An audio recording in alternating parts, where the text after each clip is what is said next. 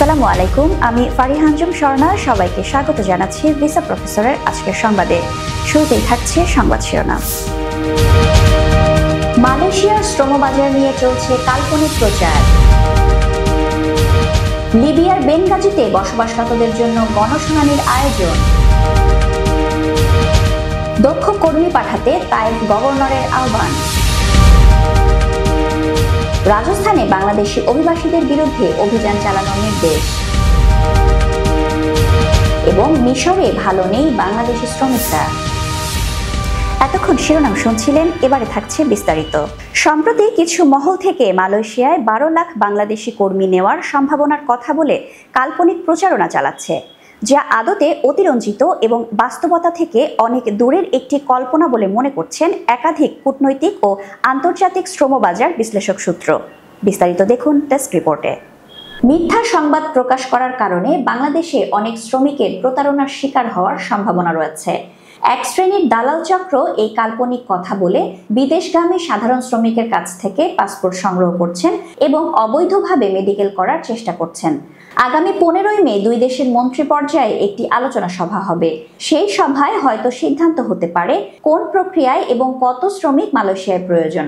তাছাড়া মালয়েশিয়া সরকারের জাতীয় পলিসি বলছে মোট জনসংখ্যার আনুপাতিক হারে 15% বিদেশি শ্রমিক আনতে পারবেন। বর্তমানে মালয়েশিয়া 15টি সোর্স কান্ট্রির 25 লাখ শ্রমিক কর্মরত। সে অনুযায়ী বর্তমানে মালয়েশিয়া সর্বোচ্চ 3 লাখ শ্রমিক নিয়োগ করতে পারবে সোর্স কান্ট্রি থেকে। বাংলাদেশ হয়তো সর্বোচ্চ 2 লাখ লোক রপ্তানি করতে পারবে বলে আশা করা হচ্ছে। এই বিষয়ে এশিয়ার হিউম্যান রাইটস ডিফেন্ডার এবং independent migrant worker rights activist Andy হল বলছেন, 12 লাখ কর্মী নেওয়ার বিষয়টি সত্য নয়, বরং এটি মিডিয়ার প্রোপাগান্ডা। মালয়েশিয়ায় শ্রমিক ইস্যুতে হল বলেন, বাংলাদেশ সরকারের সঙ্গে 2021 সালে স্বাক্ষরিত সমঝোতা স্মারকটি পুরোপুরি নতুনভাবে ঢেলে সাজানো প্রয়োজন। এসব চুক্তির এমন কিছু ধারা রয়েছে যা সিন্ডিকেটদের প্রক্রিয়া নিয়ন্ত্রণ, অংশগ্রহণ সীমিতকরণ, খরচ বৃদ্ধি এবং আইনের শাসনকে দুর্বল করার সুযোগ দিয়েছে। শ্রমবাজার খোলার আগেই বাংলাদেশ সরকারের উচিত দ্রুত MOU পুনরায় পর্যালোচনা করে এমন সব ধারা বাদ দেওয়া যা সিন্ডিকেট গঠনের সুযোগ সৃষ্টি করে। লিবিয়ার বেনগাজি শহরে বসবাসরত প্রবাসী বাংলাদেশি নাগরিকদের জন্য কনসুলার ও কল্যাণমূলক সেবা নিয়ে গত 2 মে একটি গণশুনানির আয়োজন করেছে ত্রিপোলির বাংলাদেশ দূতাবাস। বিস্তারিত দেখুন টেস্ট রিপোর্টে। দূতাবাসের বার্তায় জানানো হয়, গণশুনানিতে লিবিয়ায় নিযুক্ত রাষ্ট্রদূত মেজর জেনারেল আবুল হাসনাত মুহাম্মদ খায়রুল বাশার উপস্থিত থাকবেন এবং প্রবাসীদের মতামত গ্রহণ সহ বিভিন্ন বিষয় নিয়ে আলোচনা করবেন। গণশুনানির মূল উদ্দেশ্য হল প্রবাসীদের সঙ্গে দূতাবাসের সরাসরি যোগাযোগ স্থাপন এবং একটি কার্যকর সেতুবন্ধন তৈরি করা। একই সঙ্গে প্রবাসীদের সেবা প্রাপ্তির নিয়মকানুন সম্পর্কে সচেতন করা, দূতাবাসের কার্যক্রমে স্বচ্ছতা ও জবাবদিহিতা নিশ্চিত করা এবং তাদের সমস্যাগুলোর সমাধানে করণীয় সম্পর্কে অবহিত করা। এছাড়া এ সেবা প্রদানের মান উন্নয়ন ও প্রক্রিয়াকে আরও গতিশীল করা গণশুনানির অন্যতম লক্ষ্য। এ পরিপ্রেক্ষিতে বেনগাজি শহরে বসবাসরত প্রবাসী বাংলাদেশি নাগরিকদের গণশুনানিতে উপস্থিত থাকার জন্য বিশেষভাবে আহ্বান জানানো যাচ্ছে। বিশেষ করে দূতাবাস হতে পাসপোর্ট প্রাপ্তি, ট্রাভেল পারমিট আউটপাস, বিভিন্ন নথিপত্র সত্যায়ন, IOM সহায়তায় স্বেচ্ছায় দেশে প্রত্যাবাসন সহ যে কোনো মতামত ও প্রয়োজনীয় বিষয় তুলে ধরতে অনুরোধ করছে দূতাবাস। বাংলাদেশি কর্মীদের কাজের প্রশংসা করেছেন সৌদি আরবের তাইফ প্রদেশের গভর্নর প্রিন্স সৌদ বিন নাহার বিন সৌদ বিন আব্দুল আজিজ। এছাড়া সৌদি আরবে আরও কর্মীর চাহিদা পূরণে বাংলাদেশ থেকে দক্ষ কর্মী পাঠানোর আহ্বান জানিয়েছেন তিনি। বিস্তারিত দেখুন টেস্ট রিপোর্টে। সৌদি আরবের তাইফ প্রদেশের গভর্নর প্রিন্স সৌদ বিন নাহার বিন সৌদ বিন আব্দুল আজিজ বাংলাদেশি কর্মীদের কঠোর পরিশ্রম ও পেশাদারিত্বের প্রশংসা করেছেন। একই সঙ্গে তিনি সৌদি আরবে চলমান উন্নয়ন কর্মকাণ্ডে অংশগ্রহণের জন্য বাংলাদেশ থেকে আরও দক্ষ ও আধা দক্ষ শ্রমিক প্রেরণের আহ্বান জানিয়েছেন। গত রবিবার তাইফের গভর্নর হাউসে সৌজন্য সাক্ষাতে মিলিত হন জেদ্দাস্থ বাংলাদেশ কনসুলেটর কনসাল জেনারেল মিয়া মোহাম্মদ মাইনুল কবির ও গভর্নর প্রিন্স সৌদ। কুশল বিনিময়ের পর উভয় পক্ষ বাংলাদেশ সৌদি আরব সম্পর্কের বিভিন্ন দিক নিয়ে আলোচনা করেন। আলোচনায় প্রবাসী বাংলাদেশিদের কল্যাণ কর্মসংস্থানের প্রসার, দ্বিপাক্ষিক বাণিজ্য বৃদ্ধি এবং সৌদি আরবে বাংলাদেশি পণ্যের বাজার সম্প্রসারণের সম্ভাবনা নিয়ে মতবিনিময় হয়। কনসাল জেনারেল সৌদি সরকারের ভিশন 2030 অনুযায়ী বিভিন্ন মেগা প্রকল্পে অংশগ্রহণের লক্ষ্যে অবকাঠামো, জ্বালানি, কৃষি ও উৎপাদন খাতে বাংলাদেশি বিনিয়োগকারীদের সক্রিয় অংশগ্রহণের বিষয়টিও তুলে ধরেন।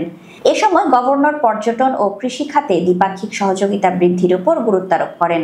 পাশাপাশি তিনি বাংলাদেশ সৌদি আরব বাণিজ্য প্রতিনিধি দলের আদান প্রদানের উপর গুরুত্ব দেন এবং তার অফিস থেকে সর্বাত্মক সহযোগিতার আশ্বাস দেন। ভারতের উত্তরাঞ্চলীয় রাজ্য রাজস্থান থেকে বাংলাদেশি অভিবাসীদের ফেরত পাঠানোর নির্দেশ দেওয়া হয়েছে। ঊর্ধ্বতন কর্মকর্তার সঙ্গে দফায় দফায় বৈঠকের পর রাজ্যটির মুখ্যমন্ত্রী ভজনলাল শর্মা এই নির্দেশ দেন। একই সঙ্গে অবৈধ বাংলাদেশি অভিবাসীদের বিরুদ্ধে অভিযান শুরুর নির্দেশও দিয়েছেন তিনি। ভারতীয় বার্তা সংস্থা পিটিআই-এর বরাত দিয়ে গত বৃহস্পতিবার 1 মে এক প্রতিবেদনে এই তথ্য জানিয়েছে সংবাদ মাধ্যম এনডিটিভি। বিস্তারিত দেখুন ডেস্ক রিপোর্টে। রাজস্থানের মুখ্যমন্ত্রী ভজনলাল শর্মা বুধবার পুলিশকে অবৈধ বাংলাদেশি অভিবাসীদের বিরুদ্ধে অভিযান শুরু করার নির্দেশ দিয়েছেন। সরকারি কর্মকর্তাদের বরাত দিয়ে জানানো হয়েছে, মুখ্যমন্ত্রী রাজ্যে অবৈধভাবে বসবাস করা বাংলাদেশি নাগরিকদের শনাক্ত করে তাদের দেশে ফেরত পাঠানোর নির্দেশও দিয়েছেন। মুখ্যমন্ত্রী একাধিক ঊর্ধ্বতন কর্মকর্তার সঙ্গে দফায় দফায় বৈঠক করেন এবং এ বিষয়ে প্রয়োজনীয় নির্দেশনা দেন। এক কর্মকর্তা জানান, মুখ্যমন্ত্রী রাজ্যে অবৈধ বাংলাদেশি অভিবাসীদের বিরুদ্ধে বিশেষ অভিযান চালানোর নির্দেশ দিয়েছেন। তিনি তাদের শনাক্ত করে দেশে ফেরত পাঠানোর প্রক্রিয়া শুরু করতে কর্মকর্তাদের বলেছেন। এদিন মুখ্যমন্ত্রী বিদ্যুৎ দপ্তরের এক পর্যালোচনা বৈঠকেও অংশ নেন। সেখানে তিনি জানান, সরকার 2027 সালের মধ্যে রাজ্যের কৃষকদের দিনে বিদ্যুৎ সরবরাহ করার লক্ষ্য নিয়ে কাজ করছে। সেই সঙ্গে শিল্প খাতেও বিদ্যুৎ সরবরাহ বাড়ানোর পরিকল্পনা রয়েছে। তিনি বলেন, এই লক্ষ্য অর্জনের জন্য বিদ্যুৎ উৎপাদন, সংক্রমণ ও বিতরণ ব্যবস্থা আরও শক্তিশালী করতে হবে এবং তা দূরদর্শিতা ও পরিকল্পনার সঙ্গে করতে হবে। বন্দরনগরী আলেকজান্দ্রিয়া, পোর্ট সাইদ, ইসমাইলিয়া, আশরা রমাদান ও ইলমার্ক সহ মিশরের বিভিন্ন শহরের পোশাক শিল্পে কাজ করেন বৈধ অবৈধ মিলিয়ে অন্তত 10,000 বাংলাদেশি শ্রমিক। কঠোর পরিশ্রম, সময় মতো কাজে যোগদান ও বাড়তি সময় নিয়ে কাজ করার ফলে বাংলাদেশি শ্রমিকদের যথেষ্ট সুনাম থাকার পরেও সার্বিকভাবে ভালো নেই প্রবাসী শ্রমিকেরা। বিস্তারিত দেখুন ডেস্ক রিপোর্টে। 2016 সাল থেকে মিশরে বাংলাদেশি শ্রমিকদের ওয়ার্ক পারমিট বন্ধ থাকলেও দেশের বিভিন্ন দালাল চক্র অবৈধ উপায়ে অন অ্যারাইভাল ভিসায় পাঠাচ্ছে শত শত দক্ষ অদক্ষ শ্রমিক। কায়রোর বাংলাদেশ দূতাবাস এদেশের সংশ্লিষ্ট মন্ত্রণালয়ের সঙ্গে শ্রমিক ভিসার ওপর থেকে নিষেধাজ্ঞা প্রত্যাহার নিয়ে বারবার কথা বললেও আশ্বাস ছাড়া আর কিছুই মেলেনি। বিশ্বের প্রাচীন সভ্যতার এই দেশটিতে পোশাক শিল্পে কর্মরত বাংলাদেশি শ্রমিকদের সঙ্গে কথা বলে জানা যায় তাদের দুঃখ দুর্দশার কথা। দেশ থেকে বিভিন্ন প্রলোভন দেখিয়ে মিশরে আনা কাজ জানা বা দক্ষ শ্রমিকদের কপালে কোনো কোনো কারখানায় কাজ জুটলেও অদক্ষ শ্রমিকদের কাটাতে হয় দুঃসহ জীবন। এছাড়াও এমন কিছু পরিবার বা দালাল মিশরে বসবাস করে যারা এখন লিবিয়ার মতো মিশরেও ইউরোপে নেওয়ার নামে দেশ থেকে লোক এনে গেম টর্চার সেল রুমে আটকিয়ে জিম্মি করে টাকা আদায় করে। প্রবাসে শ্রমিকদের শেষ আশ্রয়স্থল বাংলাদেশ দূতাবাস। শ্রমিক দিবসে তাদের চাওয়া, শ্রমিকরা কোনো দালালের নামে অভিযোগ দিলে সেটা আমলে নিয়ে অসহায় শ্রমিকদের সহযোগিতা করে মানব পাচারকারীদের বিরুদ্ধে দূতাবাস যেন আইনি ব্যবস্থা নেয়। আজকের মতো এখানেই শেষ করছি ভিসা প্রফেসরের সংবাদ। নিয়মিত আপডেট পেতে ভিজিট করুন আমাদের ফেসবুক পেজ এবং সাবস্ক্রাইব করুন আমাদের ইউটিউব চ্যানেল। আজকের মতো বিদায় জানাচ্ছি। সুস্থ থাকুন, নিরাপদে থাকুন। আল্লাহ হাফেজ।